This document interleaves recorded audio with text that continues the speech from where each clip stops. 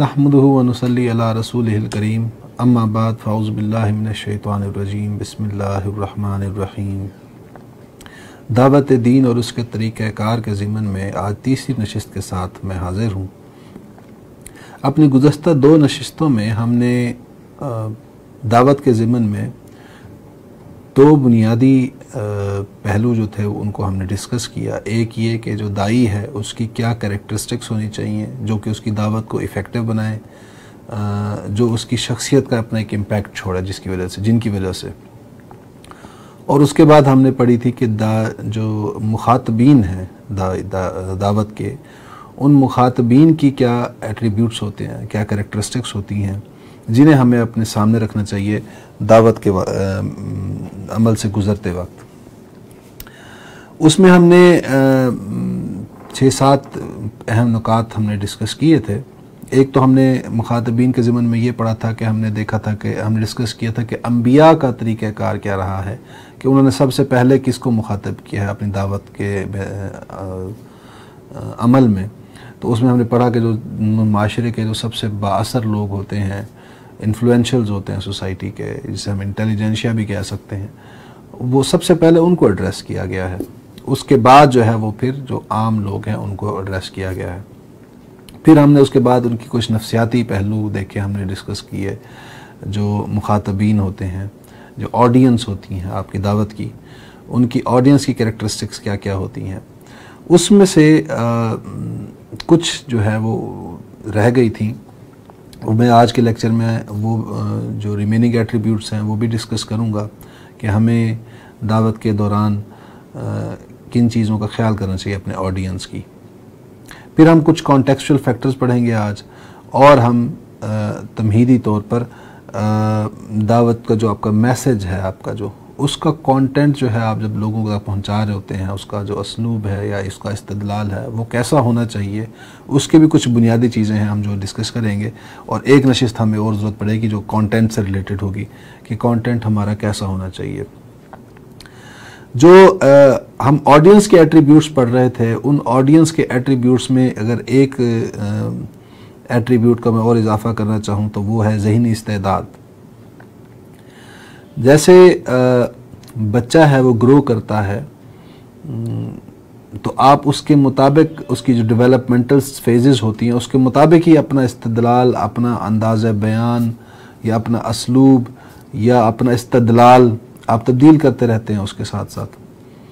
तो ऐसे ही किसी भी इंसान का जो इंटेलेक्चुअल जर्नी होता है उसका भी वो भी ग्रेजुअल होता है।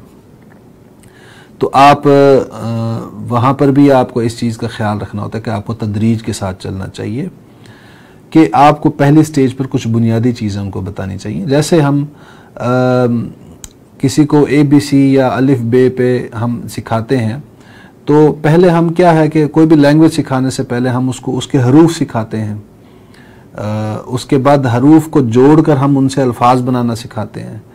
फिर हम उन अल्फाज को जोड़कर जुमले बनाना सिखाते हैं, इबारत बनाना सिखाते हैं हम।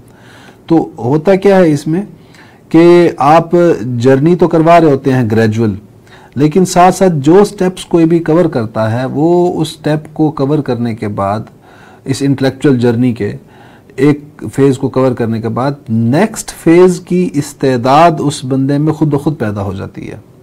आप यूँ समझ लें कि अगर आपने लफ्ज़ बनाना सीख लिया तो अब आपके पास ये इस्तेदाद तो मौजूद है कि लफ्ज़ आपने बना लिया। अब ये इस्तेदाद आपको पुश करती है कि आगे बढ़ें, कुछ और भी सीखें, इससे आगे भी सीखें कुछ। तो ऐसे ही आपको लोगों को जब आप इल्म दें, दावत के मैदान में जाएं, तो पहले आप उनको बेसिक्स के बारे में बताएं, बुनियादी चीज़ों के बारे में बताएं। आप इसको, मैंने पहले भी ये बात की थी गुज़श्ता लेक्चर में, कि बिल्कुल आप उसके सामने जाकर आप पूरा ऐसे दीन का या शरीयत का जो है वो मैसेज लेकर जाएं जैसे कि कुरान एक ही रात में नाज़िल हुआ है। तो आप कहें कि कुरान के अंदर जो भी अहकाम दिए गए हैं इसको ऊपर अभी अमल करना है तुमने, तो ये तो उसको जो उसके लिए एक टेरिफाइंग एक्सपीरियंस बन सकता है, और जिसकी वजह से बहुत से लोग दावत के काउंटर रिएक्शन में लोग भाग जाते हैं, आपकी दावत की तरफ आते ही नहीं है। اس سے نہ صرف آپ کی دعوت پہ بدنام ہوتی ہے بلکہ اس کے ساتھ وہ جو سٹرگل ہے، وہ جو نظریہ ہے وہ بھی بدنام ہو جاتا ہے اس کے ساتھ، کہ لوگوں کی فیلنگز ایموشنز اٹیچ ہوتے ہیں کہ یار یہ لوگ تو بڑے خوفناک قسم کی باتیں کرتے ہیں، ڈرانے والی باتیں کرتے ہیں، امپریکٹیکل باتیں کرتے ہیں، ان ریئلسٹک باتیں کرتے ہیں۔ تو آپ کو ان چیزوں کو سامنے رکھتے ہوئے لوگوں کو آہستہ آہستہ، قرآن بھی آپ دیکھیں کہ 23 سال کا دورانیہ ہے جس میں کہ گریجولی جو ہے اس کے احکامات آتے رہے ہیں۔ تو اسی طرح آپ لوگوں کو بھی جب آپ دعوت دیں تو ان کو گریجولی آگے تھوڑا تھوڑا کر کے ان کو جو ہے وہ چیزیں سمجھائیں، ان کو بتائیں اور ان کے اوپر ان کو موٹیویٹ کریں کہ وہ ان پر عمل کریں۔ آپ کسی سے نہ یہ ایکسپیکٹ کریں کہ وہ راتوں رات اس کی کایا پلٹ جائے گی اور وہ پوری شریعت پر عمل پیرا ہو جائے گا، اور نہ ہی آپ پورا جو دین کا پورا پیغام ہے جو مطلب اپنی جزیات کے ساتھ آپ اس کو جو ہے وہ چاہیں کہ اب اس کو وہ انڈیل لے اپنے اندر ایک ہی رات میں یا ایک ہی جست میں، تو یہ بھی ممکن نہیں ہے۔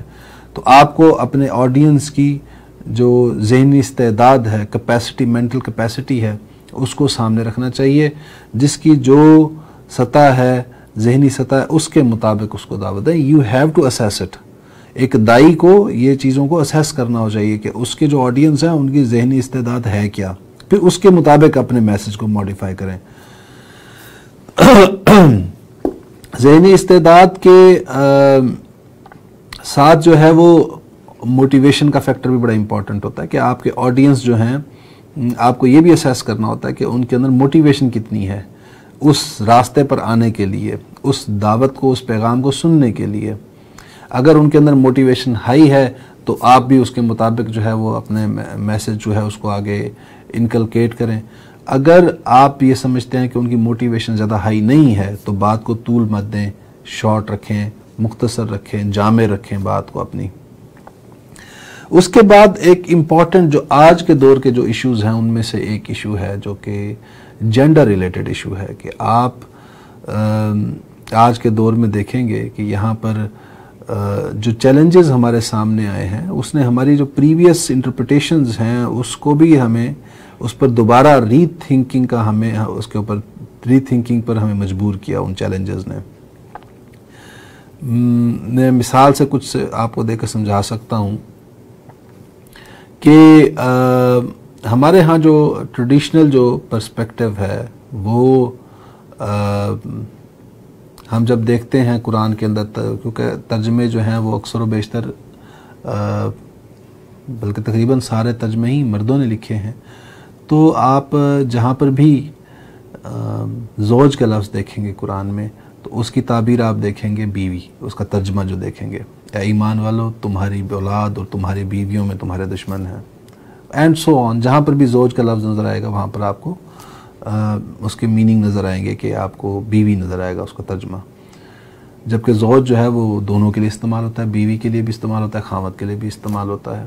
تو اگرچہ یہ میسج تو دونوں کے لیے تھا کہ بیوی کے لیے یہ ہے کہ تمہاری اولاد اور تمہارے خامد جو ہے وہ تمہارے لیے آزمائش ہے، مرد کے لیے یہ تھا کہ تمہاری اولاد اور تمہاری بیوی تمہارے لیے فتنہ ہے اس میں یا آزمائش ہے اس میں، لیکن یہ ہے کہ ہم نے جب اس کو اپنے جنڈر پرائرٹیز کی بیس پر ہم نے ایک خاص جنڈر کی طرف ایٹریبیوٹ کر دیا، تو وہ احکامات جو کہ ہمارے لیے تھے، دونوں کے لیے تھے، ہم نے اس کو اپنے اوپر سے اتار کے جو ہے دوسرے اپوزٹ جنڈر کے اوپر ساری وہ جو ہے وہ رسپانسبلٹی جو ہے وہ فکس کر دی ہم نے اس کے اوپر، اور پھر اس کے اوپر جو ہے اس پر ایکسپیکٹیشنز بھی ڈیولپ کر لیں کہ یہ وہ ان پر پورا اترے گی۔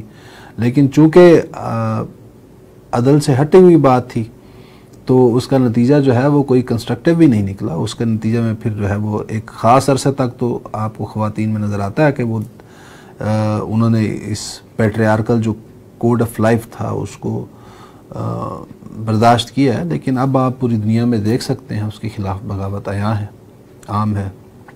اب آپ جو مرضی اس کی بات کریں، لیکن یہ ہے کہ ہمیں دوبارہ ری اسیس کرنے کی ضرورت ہے اپنے آپ کو کہ ہم کیا واقعی سیدھے راستے پر تھے پہلے، اگر نہیں تھے تو ہمیں اس کو کریکٹ کرنا چاہیے، اور ہمیں جو ہے وہ یہ جو آج ہمارے ہاں خواتین جو ہے آپ کو نظر آتی ہیں کہ بہت عام ہو گیا یہ بات کہ عورتیں جو ہیں وہ ورکنگ لیڈیز ہیں، کام کرتی ہیں، گھر سے باہر نکلتی ہیں، تو اب وہ جو چیلنج ہمارے سامنے آیا ہے، اس چیلنج نے ہمیں ری تھنک کرنے کے مجبور کیا ہے کہ یار یہ ہم سوچیں اس بات کو کہ آخر ایسا کیوں ہوا ہے کہ اب یہ خواتین ہماری بات سننے کو تیار نہیں ہے. تو جب ہم ری تھنک کریں گے تو پھر نظر آئے گا کہ پیچھے ہم نے جو غلط تعبیر کی تھی اس کا ری ایکشن جو ہے وہ نکلا ہے، جو کہ اس نے اگین اس ری ایکشن نے بھی پہلے جو ہم نے تعبیر کی تھی وہ بھی ایک غلط تعبیر تھی، وہ ایک ایکسٹریم تھی، اب جو ری ایکشن میں جو آئی ہے وہ بھی دوسری ایکسٹریم ہے.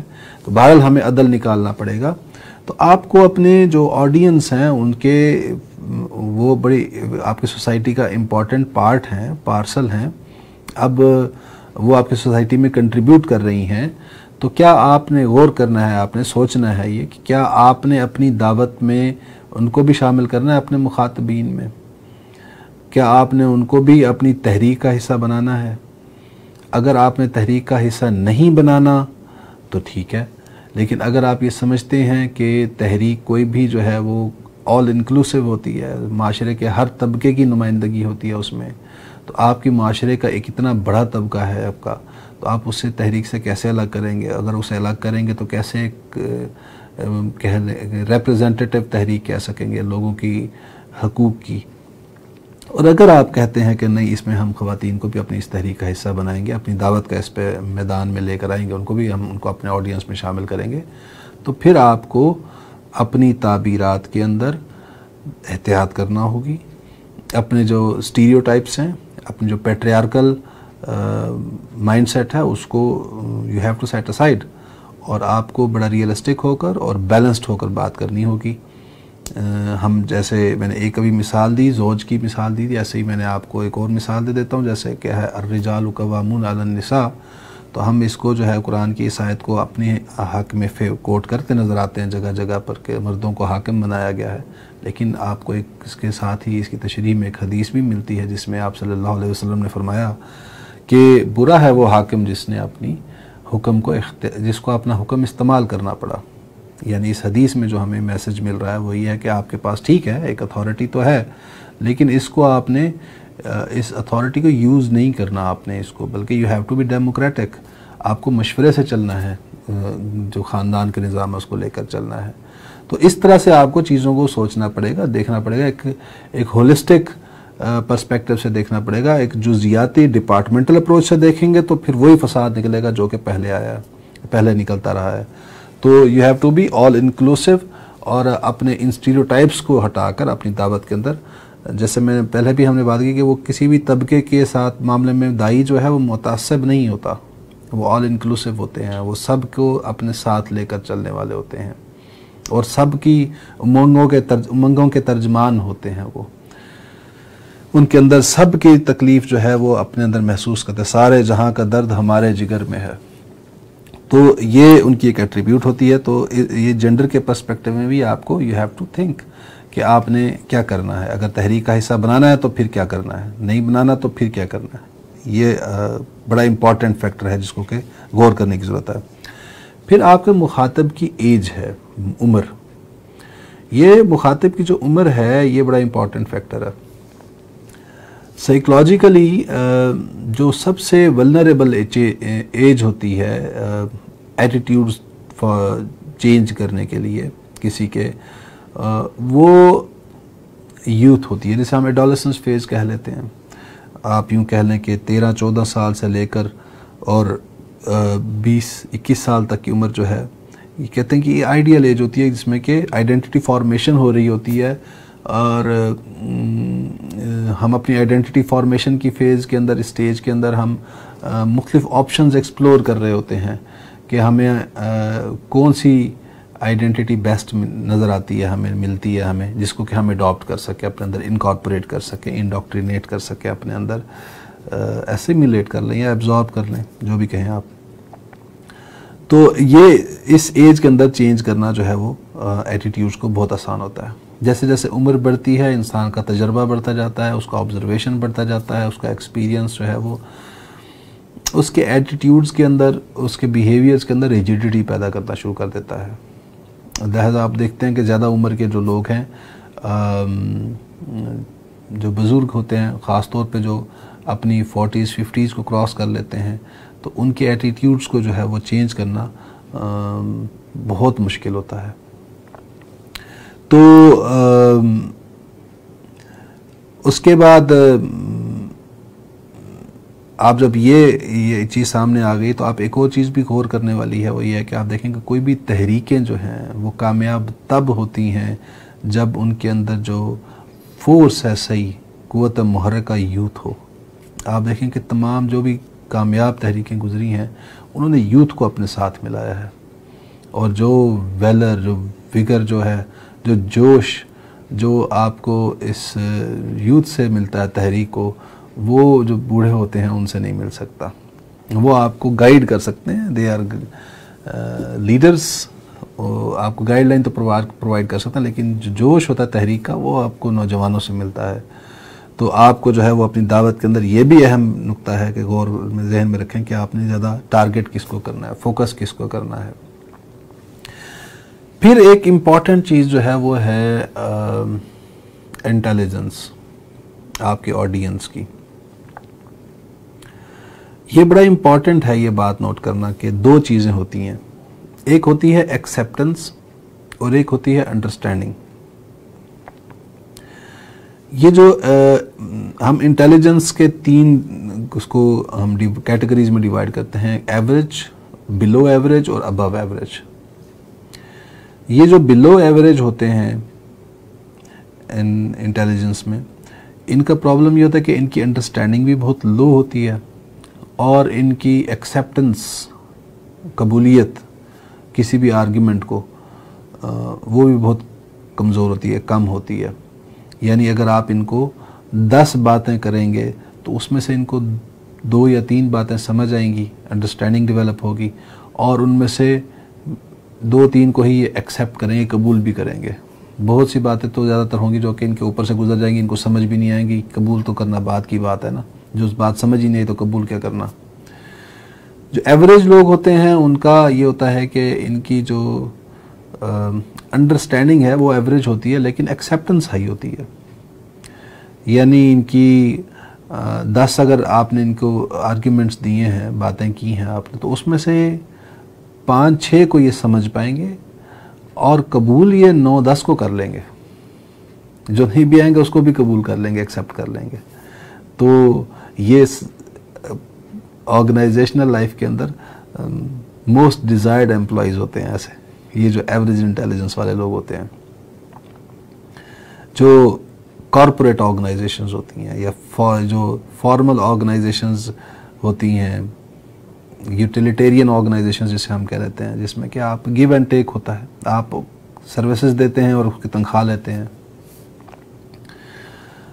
اس کے بعد جو انٹیلیجنٹ لوگ ہوتے ہیں، ابو ایوریج انٹیلیجنٹ لوگ ہوتے ہیں، ان کا پرابلم یہ ہے کہ ان کی انڈرسٹینڈنگ بہت ہائی ہوتی ہے، لیکن ان کی ایکسیپٹنس بہت لو ہوتی ہے. یعنی اگر آپ نے ان کو 10 باتیں اگر آپ نے کی ہیں، 10 آرگیومنٹس دیے ہیں، تو یہ 10 کے 10 سمجھ جائیں گے، ان کی انڈرسٹینڈنگ ڈیولپ کر لیں گے. لیکن ایکسیپٹ جو ہے وہ ہو سکتا ہے 2-3 کو کریں. کیوں؟ کیونکہ ان کا انٹلیکچوئل لیول اتنا ہائی ہوتا ہے کہ آپ کے آرگیومنٹس کی انڈرسٹینڈنگ ڈیولپ کر کے اس کا کاؤنٹر آرگیومنٹ لے آتے ہیں آپ کے سامنے.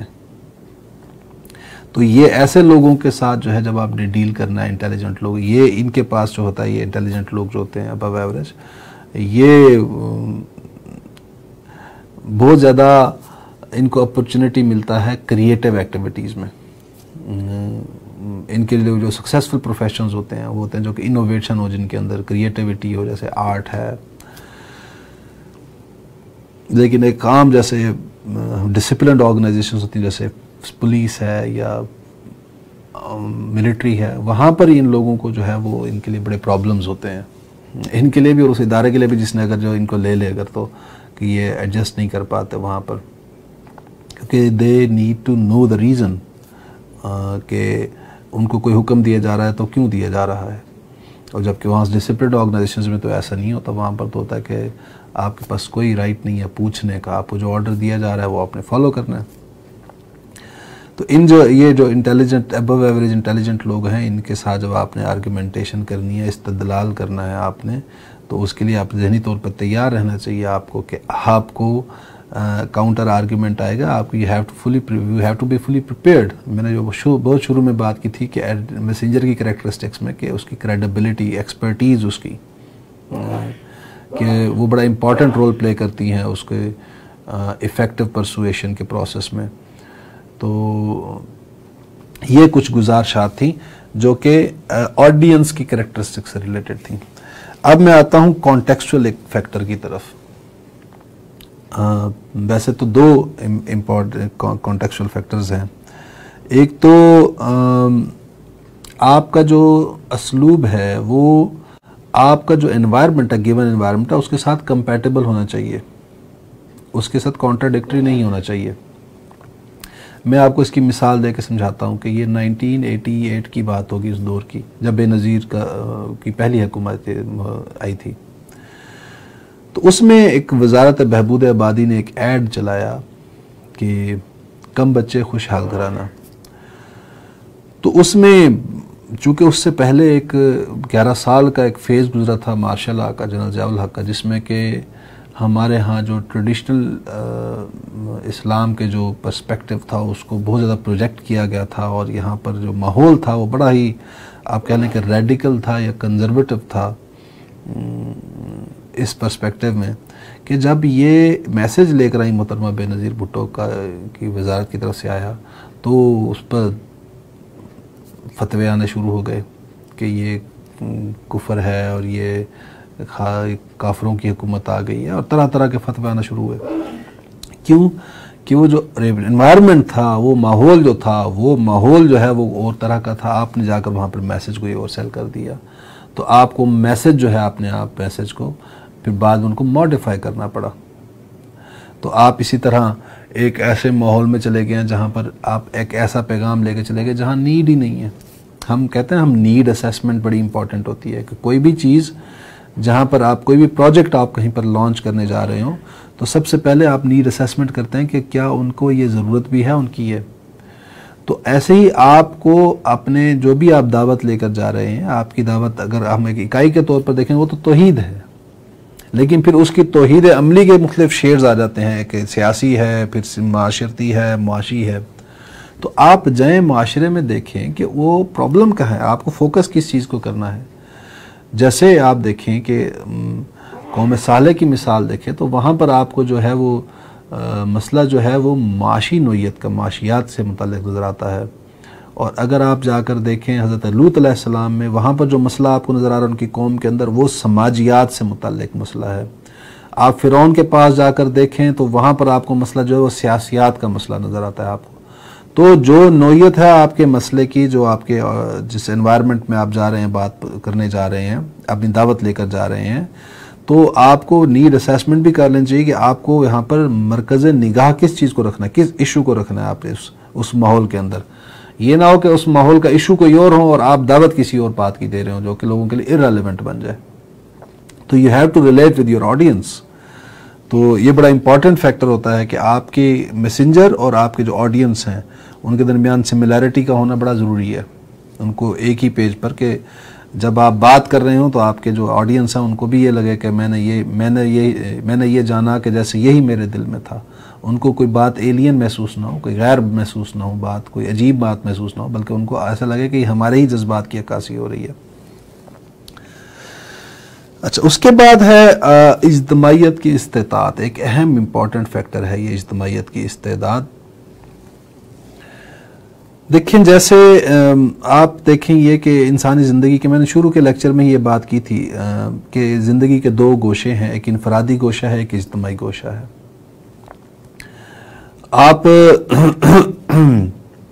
जैसे इनफरादी ज़िंदगी में फ़र्द अपनी ज़िंदगी में उसकी नशो नुमा होती है, उसकी जो एवोल्यूशन होता है, बच्चा होता है, फिर उसके बाद वो एडोलेसेंस फेज़ में आता है, फिर अर्ली एडल्टहुड आता है, फिर मिडल एडल्टहुड आता है, फिर लेटर एडल्टहुड आता है।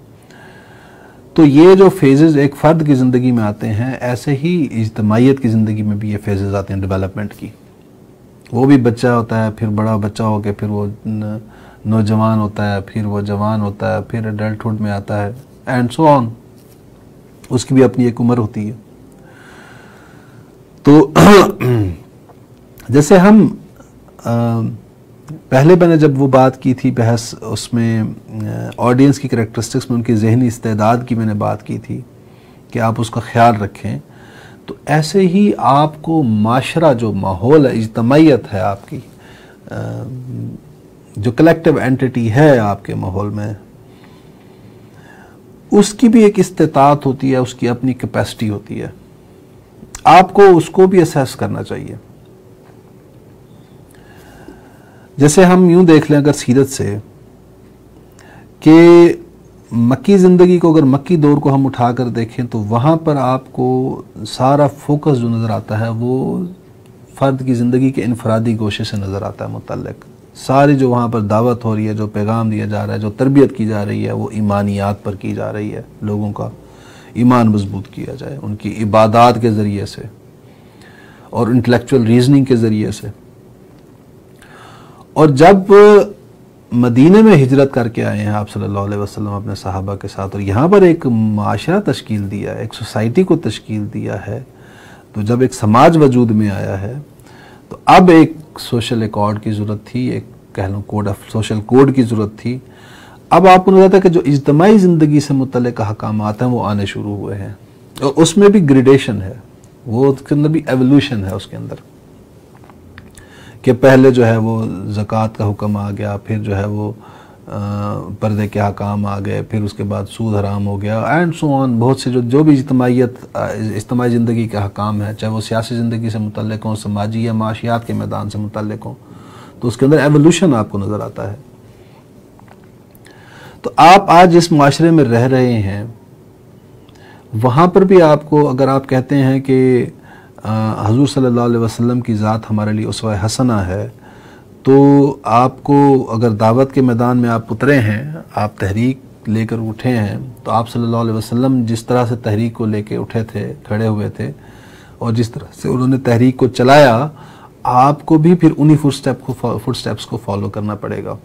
یہاں پر بھی آپ صلی اللہ علیہ وسلم کی جو ذات ہے، وہ شخصیت ہے، وہ ہمارے لیے اسوہ حسنہ کی حیثیت رکھتی ہے، کہ تحریک کی میتھڈالوجی کے اندر، دعوت کے میدان کے اندر، دعوت کی جو گریڈیشن ہے، دعوت کا طریقہ کار ہے، اس کے اندر وہاں پر بھی آپ کو دیکھنا ہوگا سیرت وہ، کہ آپ صلی اللہ علیہ وسلم نے کیا کوئی کام جو ہے وہ اسٹریٹجک پرسپیکٹو سے کیا ہے، بڑا غور و فکر کے ساتھ، باریک بینی کے ساتھ کوئی کام کیا ہے دعوت کا، یا جو دل میں آیا وہ کرتے گئے، وہ لوگوں کو بتاتے گئے، تو آپ کو نظر آئے گا نہیں، وہاں پر بھی پوری حکمت آپ کو نظر آتی ہے، پورا ایک باب نظر آتا ہے حکمت کا آپ کو اس میں، آپ صلی اللہ علیہ وسلم کی دعوت میں بھی۔ تو یہاں پر بھی آپ اگر دیکھتے ہیں کہ یہاں آپ کا جو ماحول ہے وہ وہاں پر اسلامی نظام نہیں ہے، تو آپ اس دور کو، حضور صلی اللہ علیہ وسلم کے دور کو سامنے رکھیں کہ جب تک وہ نظام قائم نہیں ہوا، وہ اجتماعیت قائم نہیں ہوئی، تب تک فوکس جو ہے وہ لوگوں کے فرد جو ہے اس کی تربیت جو ہے، اس کا فوکس جو رکھا گیا ہے وہ اس کی ایمانیات کو رکھا گیا ہے۔ تو آپ کو بھی یہاں پر ایجوکیٹ کریں لوگوں کو، بے شک اس میں کہ سود کے بارے میں ایجوکیٹ کریں، زکوٰۃ کے بارے میں ایجوکیٹ کریں، لیکن فتووں سے احتراز کرنا چاہیے۔ ایک داعی کو یہ ماحول کی اس باریکی کو سمجھنے کی ضرورت ہے کہ جب آپ نے اجتماعی نظام قائم نہیں کیا تو آپ فتویٰ کیسے لگا سکتے ہیں کسی کے اوپر، تو اس چیز کو ایوائڈ کریں۔ اس دور میں جو باطل کے نظام کے اندر جو اگر کوئی نیکی کی یا اچھائی یا بھلائی کی کوئی تھوڑے سے بھی راستے پر چل رہا ہے تو یہ اس کی قابل تحسین اس کا عمل ہے، اس کو ہمیں اس کو داد دینا چاہیے۔ یہ بڑی ہمت کا کام ہے، کسی باطل ماحول کے اندر آپ تھوڑا سا بھی کوئی نیکی کا کام کر سکیں، تو کوئی اگر کر رہا ہے تو آپ اس کو انکریج کریں، اس کو گلے سے لگائیں، اس کو ڈسکریج مت کریں۔ یہ میں نے بات پہلے بھی کی تھی شیپنگ کے پرنسپل کی مثال سے، کہ آپ اپنے گول کو دیکھتے ہیں اور اس کی طرف بڑھنے والے ہر قدم پر انکریج کرتے ہیں، لوگوں کو ڈسکریج نہیں کرتے۔ یہ مت دیکھیں کہ آدھا گلاس خالی ہے، یہ دیکھیں کہ آدھا گلاس بھرا ہوا ہے۔ کوئی شخص اگر ایک نماز پڑھ رہا ہے تو آپ اسے انکریج کریں، یہ نہ ڈسکریج کریں، اس کو آپ کرٹیسائز کریں کہ 4 نمازیں کیوں نہیں پڑھ رہے۔ جتنا وہ کر رہا ہے اس کو انکریج کریں، وہی عمل پھیلتا پھیلتا پھیلتا اس کی شخصیت کو اپنی پوری اپنی لپیٹ میں لے لے گا، یا اس کی شخصیت پر حاوی ہو جائے گا۔ وہی جو نیک کردار ہے اس کا، صالح کردار ہے وہ آپ کا.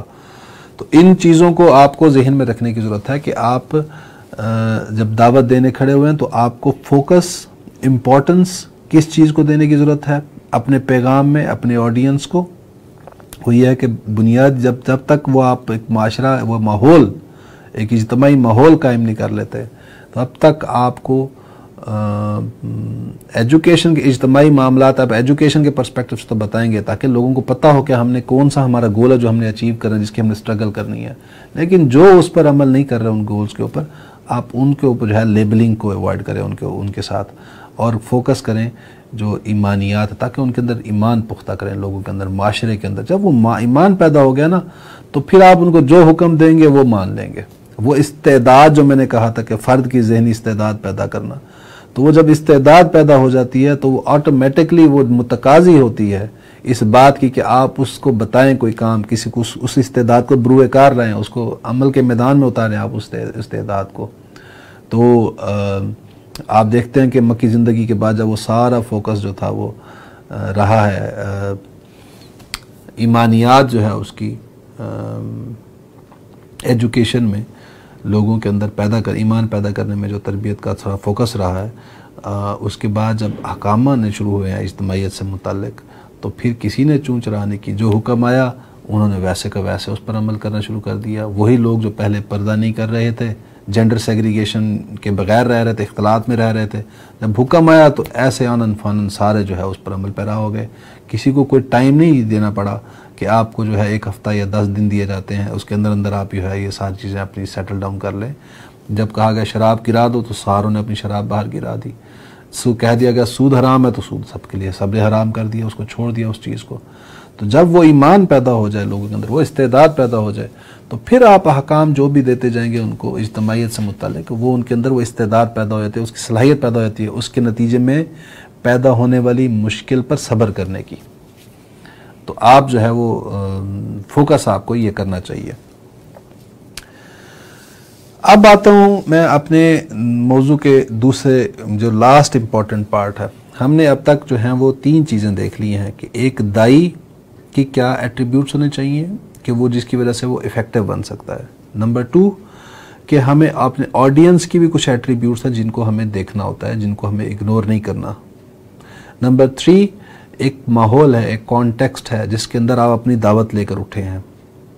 اس ماحول کی ڈائنامکس کو سمجھنا بڑا امپورٹنٹ ہوتا ہے آپ کے لیے. اگر آپ اس ماحول کی ڈائنامکس کو نہیں سمجھتے تو پھر آپ کی دعوت جو ہے وہ بھی کامیاب نہیں ہو سکتی. اب ہم آتے ہیں اپنے میسج کی طرف. ایک دائی جو ہے اس کو جو پیغام دینا چاہیے، میسج دینا چاہیے لوگوں تک، وہ اس کا اسلوب کیا ہونا چاہیے، اس کا استدلال کیا ہونا چاہیے، یہ ہم جو ہے وہ اب شروع کریں. اب آج کی نشست میں جو باقی حصہ تھوڑا سا رہ گیا وقت، اس میں ہم اس کو ڈسکس کریں گے، اور جو ہماری اگلی نشست ہوگی اس کے اندر بھی ہم اس ٹاپک کو کور کرنے کی کوشش کریں گے. سب سے پہلی بات تو ہے دائی کی زبان. آپ جس علاقے میں، جس جگہ، جس کہہ لیں قوم کو یا جو بھی آپ کے آڈینس ہیں ان کو آپ دعوت دے رہے ہیں تو ان کی کوئی نہ کوئی نیٹو لینگویج ہوگی. سب سے ایفیکٹو دعوت ہوتی ہے جو کہ نیٹو لینگویج میں دی جائے، مقامی زبان میں دی جائے. اسی طرح دیکھیں آپ صلی اللہ علیہ وسلم پر قرآن جو نازل کیا گیا وہ عربی زبان میں کیا گیا، وہ جو لوگوں کی نیٹو لینگویج تھی، جو ان کو جس کی سمجھنا جن کے لیے آسان تھا. بلکہ قرآن کی ایک آیت بھی ہے کہ ہم نے جتنے بھی نبیوں کو بھیجا ان کو ہم نے ان کی جو بھی ان کو کتاب اتاری ہم نے یا جو پیغام دے کر بھیجا وہ ان کی مقامی زبان میں ہی ہم نے دے کر بھیجا ان نبیوں کو. مجھے ایگزیکٹ ٹیکسٹ اس وقت ذہن میں نہیں ہے تو میں نے مفہوم آپ کو بیان کر رہا ہوں اس آیت کا. تو اس کا اپنا ایک امپیکٹ ہوتا ہے کہ آپ کے لیے جو سب سے امپورٹنٹ چیز ہے وہ یہ ہے کہ آپ کے میسج کی انڈرسٹینڈنگ پیدا ہو لوگوں میں. جو پہلی سٹیج ہوتی ہے وہ انڈرسٹینڈنگ کی ہوتی ہے، ایکسیپٹنس دوسری سٹیج ہوتی ہے. تو آپ پہلے تو یہ کوشش کریں کہ آپ کے پیغام کو لوگ سمجھے بھی ہیں یا نہیں سمجھے. اب لوگوں کے لیے وہ جو آپ ایلین زبان اگر ہو ان کے لیے، مثلا مثال کے طور پر آپ اگر ہمارے جیسے قبائلی علاقے ہیں وہاں پر آپ جاتے ہیں تو وہاں پر لوگوں کو انگلش تو نہیں سمجھ آتی اکثریت کو، یا شاید اردو بھی سمجھ نہ آتی ہو. ان کے لیے زیادہ آسان جو ہے ان کی جو پشتون لینگویج ہے وہ پشتو لینگویج ہے وہ ان کے لیے زیادہ ایزی ٹو کمپریہینڈ ہے. تو آپ اگر جو ہے وہ ان کو پشتو میں جو ہے وہ اگر سمجھائیں گے بات اپنی تو وہ زیادہ آسانی سے سمجھ جائیں گے، اور اگر آپ ان کو اردو یا انگلش میں سمجھانے کی کوشش کریں گے تو وہ زیادہ مشکل ہو جائے گی. جیسے ہمیں کوئی فرینچ میں یا کوئی جرمن میں ہمیں کوئی اسپینش لینگویج میں ہمیں کوئی بتانے کی کوشش کرے تو ہمیں بالکل بھی سمجھ نہیں آئے گی اس بات کی. تو اسی طرح ہی آپ کی جو نیٹو لینگویج ہوتی ہے اس کا ایک امپیکٹ ہوتا ہے. تو آپ دعوت کے میدان میں یہ ذہن میں رکھیں، کوشش کریں کہ جو آپ کی آڈینس ہیں ان کی جو نیٹو لینگویج ہے اس کو آپ اڈاپٹ کریں، اس کو فالو کریں، اور اس سے آپ دعوت کو اپنی پھیلائیں اس اسپیسیفک پاپولیشن میں. کوئی تحریک ہو، کوئی جماعت ہو، اب اس کے مختلف نظم ہوں گے نا، کوئی سندھ کا ہوگا نظم، کوئی بلوچستان کا ہوگا، کوئی کشمیر کا ہوگا، کوئی پوٹھوہار کا ہوگا. تو اب وہ جو مقامی نظم ہیں ان کو چاہیے کہ اپنے لوگوں کے اندر جب وہ اس پیغام کو پھیلائیں، دعوت دیں لوگوں کو، تو وہ وہاں پر بہتر ہی یہ ہے کہ جو لینگویج جو ان کو یوز کرنی چاہیے وہ نیٹو لینگویج ہے لوگوں کے لیے، جو آسان ہے سمجھنے کے لیے لوگوں کے لیے. پھر اس میں یہ ہے کہ نیٹو لینگویج کے لیے کے ساتھ ساتھ آپ کو جو دائی کو جو چیز امپورٹنٹ ہے وہ ہے کہ اس کی جو زبان، جو اس کا جو کلام ہے، جو اس کا جو میسج ہے وہ بڑا آسان فہم ہونا چاہیے. اس میں کوئی بھاری بھرکم اصطلاحات استعمال نہ کریں، بہت کنزرویٹو اصطلاحات استعمال نہ کریں. مثلا آپ اگر آج کے ماحول کو دیکھیں تو یہاں پر ادب کے ساتھ آپ کو نظر آتا ہے کہ لوگوں میں بہت کم رجحان ہے، ادب کے ساتھ لگاؤ ان کا بہت کم نظر آتا ہے آپ کو. میں آج سے 20-25 سال پہلے دیکھتا ہوں تو وہاں پر لوگوں میں بہت زیادہ تھا ادب کے ساتھ لگاؤ لوگوں کا. ٹی وی کے اوپر مشاعرے ہوا کرتے تھے، مطلب مختلف شہروں میں ہوا کرتے تھے، لٹریری فیسٹیولز ہوا کرتے تھے، اور لوگ بڑے جو ہے اس کے اندر انوالو ہوتے تھے. اسکولز کے اندر ہوتے تھے، ایکٹیویٹیز ہوتی تھیں. لیکن اب وہ چیزیں ختم ہو گئی ہیں، اب بچوں کے انٹرسٹ وہ نہیں ہیں. آپ آج کے دور میں اگر بچوں کو جو ہے وہ اپنے اسلوب کے اندر اگر شاعری کا کوئی رنگ دینا چاہیں گے، یا شاعری میں بھی اگر آپ اٹھا کر میر تقی میر سنانا شروع کر دیں لوگوں کو، یا غالب سنانا شروع کر دیں آپ لوگوں کو، تو وہ بالکل بھی ان کے لیے مشکل ہو جائے گا، تکلیف مالا یطاق ہو جائے گی ان کے لیے. یا آپ اقبال کا فارسی کلام سنانے کھڑے ہو جائیں تو وہ ان کو تو فارسی آتی ہی نہیں ہے. تو آپ کی بات جو ہے وہ آسان فہم ہونی چاہیے، لوگوں کو سمجھ آ جائے. آپ نے اگر فرض کریں کوئی مشکل شعر سنا دیا، اقبال کا کوئی فارسی کا سنا دیا یا غالب کا کوئی سنا دیا ہے، تو اس کو ٹرانسلیٹ بھی ساتھ ضرور کریں اپنی دعوت کے اندر، تاکہ لوگوں کو وہ سمجھنا آسان ہو اس شعر کو بھی. یہ نہ ہو کہ ان کو لگے کہ یہ بہت مشکل باتیں کر رہے ہیں. اور بھاری بھرکم ثقیل اصطلاحات کو استعمال کرنے سے اوائڈ کریں. ہمارا جو ٹریڈیشنل جو ہمارا مذہبی طبقہ ہے اس کا اس کی ناکامی کی ایک بہت بڑی وجہ بھی یہ ہے کہ وہ جو اصطلاحات استعمال کرتے ہیں وہ بہت ثقیل ہوتی ہیں، بہت مشکل ہوتی ہیں، جو عوام جس سے خود کو ایلینیٹڈ فیل کرتی ہے، جس سے خود اپنے آپ کو بڑا اجنبی محسوس کرتی ہے. اس وجہ سے وہ عوام کے ساتھ وہ اپنے آپ کو کنیکٹ بھی نہیں کر پاتے. تو آپ کو اگر اپنے آپ کو کنیکٹ کرنا ہے اپنے آڈینس کے ساتھ، عام لوگوں کے ساتھ، تو اپنی آپ کو ان ثقیل اور مشکل اصطلاحات کو اوائڈ کرنا چاہیے. اپنے لوگوں کے ساتھ بات آسان انداز میں کریں. اور اہم چیز یہ ہے کہ آپ کی دعوت جو ہے، کوئی بھی جب دائی کھڑا ہوتا ہے تو وہ اپنے ماحول میں دیکھتا ہے کہ بھئی کچھ غلط ہو رہا ہے، اس پر اس کو غصہ آتا ہے بہت شدید کہ غلط ہو رہا ہے، یہ نیچرل ہے. لیکن جب آپ دعوت کے میدان میں اتریں گے آپ، تو وہاں پر آپ کے اس غصے کی ریفلیکشن نظر نہیں آنی چاہیے. وہاں پر آپ کے اندر غصے کی جگہ دلسوزی نظر آنی چاہیے. یعنی آپ کو اپنے سے زیادہ دوسروں کا غم ہے، دوسروں کی تکلیف ہے. لوگ یہ محسوس کریں آپ کے اندر، آپ کے پیغام کے اندر، جیسے آپ ان کی بھلائی، ان کی خیر خواہی کے لیے آپ یہ سارا کچھ کر رہے ہیں آپ ان کے لیے. اس کے بعد آپ کی جو بات ہے اس کے اندر نرمی بھی ہونی چاہیے، سختی بھی نہیں ہونی چاہیے، ترشی بھی نہیں ہونی چاہیے. آپ کی باتوں کے اندر سرکاسٹک نہیں ہونا چاہیے دائی کو اپنے پیغام کے اندر. کہ اگر آپ دیکھتے ہیں کہ آپ کے ماحول میں لوگ جو ہے وہ غلط راستے پر چل رہے ہیں، اور آپ خود کو محسوس کرتے ہیں کہ آپ اس غلط راستے پر نہیں چل رہے، جس کے نتیجے میں ایک نیچرل ہے آپ کے اندر ایک ٹینڈنسی کا ڈیولپ ہونا کہ آپ پائز ہیں، آپ بڑے پارسا ہیں، متقی ہیں، اور دوسرے جو ہیں وہ گمراہ ہیں، گناہ گار ہیں. تو اس کی وجہ سے جب آپ یہ مائنڈ سیٹ ڈیولپ ہو جاتا ہے تو اس کے نتیجے میں پھر نیچرل بات ہے کہ انسان خود کے اپنے بارے میں متکبر بن جاتا ہے اور دوسروں کو حقیر جاننا شروع کر دیتا ہے، اور جس کو حقیر جاننا شروع کر دیتا ہے اس کے بارے میں اس کے اندر سمپتھیز کی، محبت کی فیلنگز جو ہیں وہ ختم ہونا شروع ہو جاتی ہیں. تو آپ نے جو ہے ایسا نہیں سوچنا چاہیے. ایک دائی کو اس کو جو ہے اپنے زبان جو ہے، اپنا اسلوب جو ہے، اپنا جو انداز ہے، ایکسپریشن، اس کے اندر نرمی اختیار کرنا چاہیے، ترشی نہیں اختیار کرنی چاہیے. کسی کو طنز مت کریں، کسی کے ساتھ کسی کو نیچا دکھانے کی کوشش مت کریں، اور ان کے ساتھ آپ خوش اسلوبی سے احسن انداز میں پیش آئیں.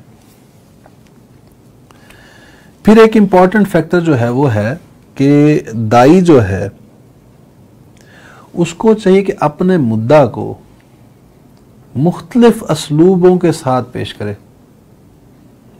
آپ ایک ہی بات کرتے رہیں تو منوٹنی آ جائے گی. لوگ کہیں گے یار یہ تو ایک ہی بات کرتا ہے، ایک ہی انداز میں بات کرتا ہے. مطلب بات آپ کی تو ایک ہونی چاہیے، اس کا انداز مختلف ہونا چاہیے. پیغام تو توحید ہی ہے، لیکن ایک پھول کا مضمون ہو تو 100 رنگ میں باندھوں. تو یہ اس طرح سے ہوتا ہے کہ آپ نے بات توحید کی کرنی، لیکن مختلف اینگل سے آپ کے مختلف، آپ دیکھیں گے سچویشن کو دیکھ کر.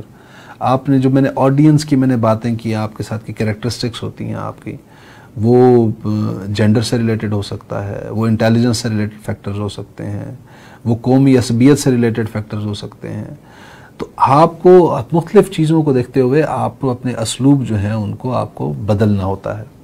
بات آپ وہی کریں گے، یعنی آپ اپنا ایک ہی مدعا جو ہے اس کو مختلف انداز سے بیان کریں گے، گھما پھرا کے آپ بات ایک ہی طرف ہی لائیں گے. آپ کوئی سماجی سطح پر دیکھ رہے ہیں کہ کوئی یہاں پر بے عدلی نظر آ رہی ہے، تو آپ وہاں پر سماجی عدل کو جب آپ جوڑیں گے تو پھر آپ وہاں پر بھی کہیں گے جب تک جو ہے وہ اللہ کے حکم کے تابع نہیں آئیں گے تو سماجی عدل نہیں ہو سکتا. جہاں پر آپ کہیں پر سرمایہ دارانہ استحصال نظر آ رہا ہو آپ کو وہاں پر، تو وہاں پر بھی آپ جا کر بات یہی کریں گے کہ بھئی آجر اور اجیر کے درمیان جو ہے یہ ڈیمارکیشن جو ہے کہ کس کے رائٹس زیادہ ہوں گے کس کے کم ہوں گے، یا ان کے اندر توازن کیا ہوگا، یہ انسان کے بس کی بات نہیں ہے. یہ کوئی وہی کر سکتا ہے جو دونوں کا خالق ہے.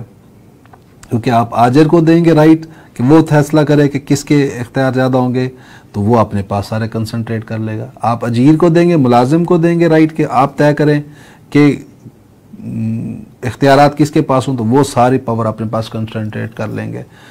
تو ایسے ہی جینڈر کے بارے میں مرد کو دیں گے اختیار کہ بھی آپ فیصلہ کریں، تو وہ سارا کچھ اختیار اپنی طرف لے جائے گا. عورت کو دیں گے فیصلہ کہ توازن کریں دونوں کے اندر اختیارات کا، تو وہ سارے اپنی طرف کنسنٹریٹ کر لے گی. تو انسان محتاج ہے ان معاملات کے اندر کہ وہ کسی ایسی ہستی کی رہنمائی اس کو ملے جو کہ یہ بیلنس مینٹین کر سکے، اور وہ اللہ کے علاوہ کوئی نہیں ہو سکتا. تو آپ سوشل ایشو ہو، چاہے اکنامک ایشو ہو، پولیٹیکل ایشو ہو، ریاست اور فرد کے درمیان جو ہے وہ سٹیزن کے درمیان جو ہے وہ اختیارات کی اور حقوق کی تقسیم جو ہے، یہ بھی ایک ایسا کا عمل ہے جس میں کہ انسان بے بس ہے کہ وہ بیلنس کریٹ نہیں کر سکتا. تو محتاج ہے انسان کی ایسی رہنمائی کا جو وہ بیلنس اس کو پرووائڈ کر سکے. تو اب ایک ہی بات ہے کہ آپ نے توحید کی بات کرنی ہے، لیکن اس کو مختلف اسلوب کے اندر، مختلف اندازوں کے اندر، مختلف پہلوؤں سے، مختلف جہتوں سے آپ اس کو جو ہے وہ ایکسپلین کر رہے ہیں، اس کو لوگوں تک وہ پیغام پہنچا رہے ہیں.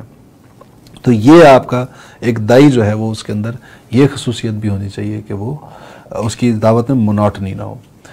آج تک کی ہم اپنی نشست میں آج یہیں تک اکتفا کریں گے جو میں نے اب تک جو نکات آپ کے سامنے پیش کیے. آئندہ جو اگلی نشست ہماری ہوگی انشاءاللہ اس میں مزید جو ہے وہ پہلو جو ہیں اس کے نکات جو ہیں وہ آپ کو ان کی وضاحت آپ کے سامنے پیش کروں گا. تب تک کے لیے اجازت دیجیے گا. اللہ حافظ. سبحان اللہ والحمد للہ.